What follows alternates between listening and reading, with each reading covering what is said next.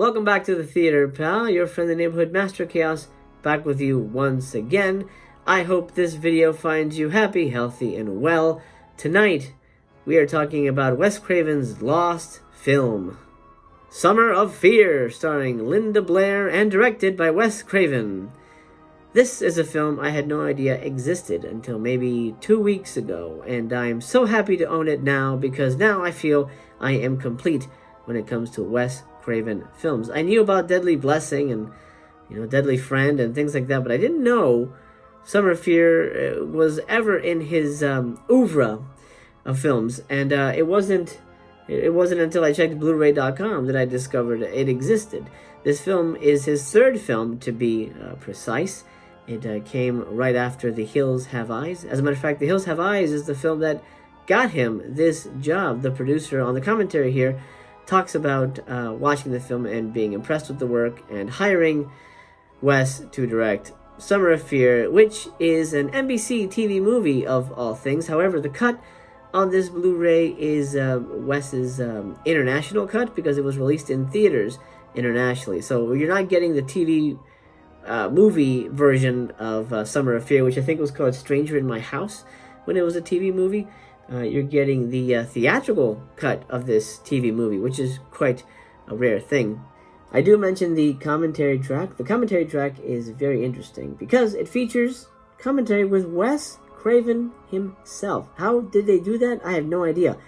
I'm guessing it was recorded maybe years and years ago for a DVD release of this movie, but I'm so glad it's on here because not only do I get to see a lost Wes Craven film, one of my favorite filmmakers. He made probably my second favorite horror movie of all time, and that would be Scream. So to be able to see one of his early films that I had no idea existed, and to watch it with him, essentially, with the commentary, is pretty special and pretty magical. So I recommend it alone on the fact that you get to listen to Wes one last time. But I'm not here to just review the Blu-ray. If I was, I would say get it. I think you should definitely get the Blu-ray if you've never seen the movie and you like Wes Craven movies. Absolutely pick this up. But how is the movie itself? Well, plot-wise, it's pretty lame sauce, to be honest. It's based on a Lois Duncan novel of the same name, Summer of Fear.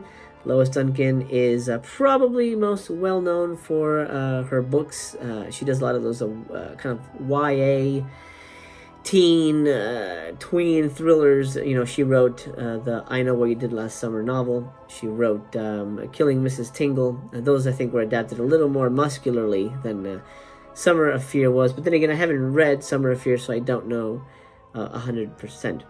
The film does feature a lot of horse riding. Now, the whole point behind that was Linda loved horses. I know she's still a big animal advocate, and her agent said, if you could make the character like a horseback rider or some kind of horseback prize-winning person, then I think Linda would love to do it. So I think they changed that from the book, and they turned the character that she plays, Rachel, into a horse-loving, prize-winning horse person. I'm not exactly sure what you do on a horse, besides being a cowboy.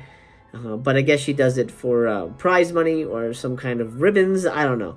Regardless, there's a lot of horse action in this movie, which is an interesting kind of motif that isn't really, paid off. But it's funny that they sort of sandwiched in that horse subplot when it was really only there to appease the lead actress. The film also stars Lee Purcell as Linda's cousin. Now, she is basically the plot of the movie. Linda's cousin, her name is Julia, and she comes to town because her parents have recently died in a car accident, and so she is going to live with Linda and her family. And Linda soon discovers that Julia is not only have a hidden motive, have sort of a hidden agenda, but she's using witchcraft to achieve her means. And of course, those means are stealing away her hunky boyfriend and sort of driving a rift between Linda and her family and seducing her dad along the way. This is basically par for the course for late 70s witchcraft movies, and I think for the most part it's fine, it works. There's a couple moments that sort of stretch logic where Julia sort of keeps her witchy items almost out in the open for Linda's character to find quite easily, which sort of defeats the purpose of it being a secret magic act or whatever. But I don't know. Logically, it's a little goofy. It certainly doesn't have the teeth of a normal Wes Craven movie, but that's fine because we are talking about an NBC TV movie here, and you're not necessarily going to go batshit crazy on it. It's definitely not a bad Ronald or a Night Stalker, but I think it's a worthy addition to the must-own TV horror movies. This movie also boasts a very interesting cameo by a frankly delicious-looking Fran Drescher. I mean, she looks to be maybe 20 in this movie, and she honestly, to me, looks like a yummy knockout. She doesn't have much to do in the film, to be honest, but it's nice to see her there, and I definitely enjoyed seeing her at that young and tender age. The film does chug along quite slowly at times, which is unfortunate. Of course, it is made for TV, so you have to factor in commercials and things like that, so they can't necessarily deliver a balls-to-the-wall experience, and that's fine. You sort of take the bad with the good, but I think story-wise and script-wise, we probably could have punched it up. But Linda's really good in it, and Lee Purcell as Julia is very good in it. She really manages to pull off sweet and kind and then witchy bitch quite easily. The finale of this film is quite balls to the wall, and I don't understand the thinking behind it, because it goes from a almost homebound witchy thriller to a Fast and the Furious type movie with car chases and stunts and sort of big epic action moments that almost seem out of place for this movie. But honestly, it feels like it ramps up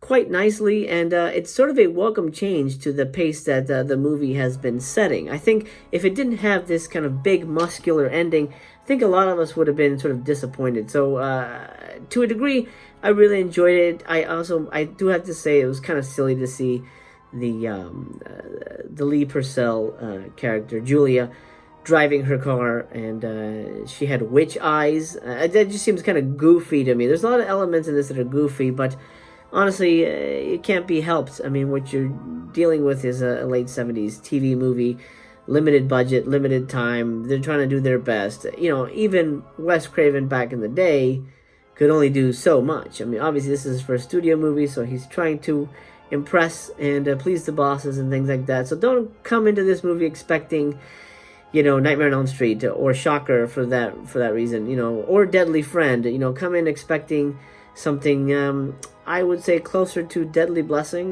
maybe even a little tamer than Deadly Blessing. But the cast is great.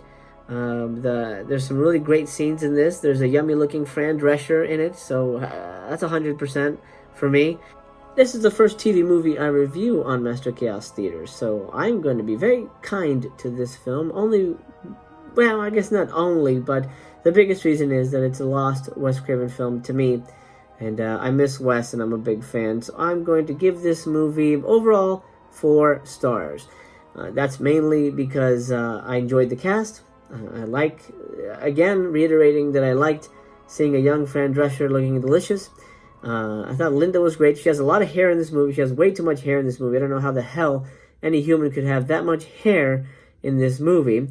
So I'm docking a star for that. No, I'm kidding. I'm docking a star really just because of the pacing. It's a slow movie, and the plotting is a little glacial and I think a little too backtracky. Like, I feel like it establishes things and then it kind of goes back a little bit, where it should just be developing forward instead of backwards. And it feels like it takes a step forward and takes a step back plot-wise. When you see it, hopefully you'll know what I mean in better detail. And that'll do it for today, folks. I hope you enjoyed taking a look at Wes Craven's Summer of Fear.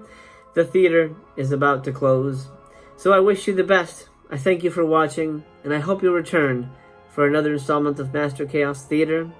Until we meet again, I wish you a very pleasant good day, good evening, or good night, wherever you are. And remember, if movies didn't exist, we wouldn't know each other. I'll see you when I see you. The theater is closed.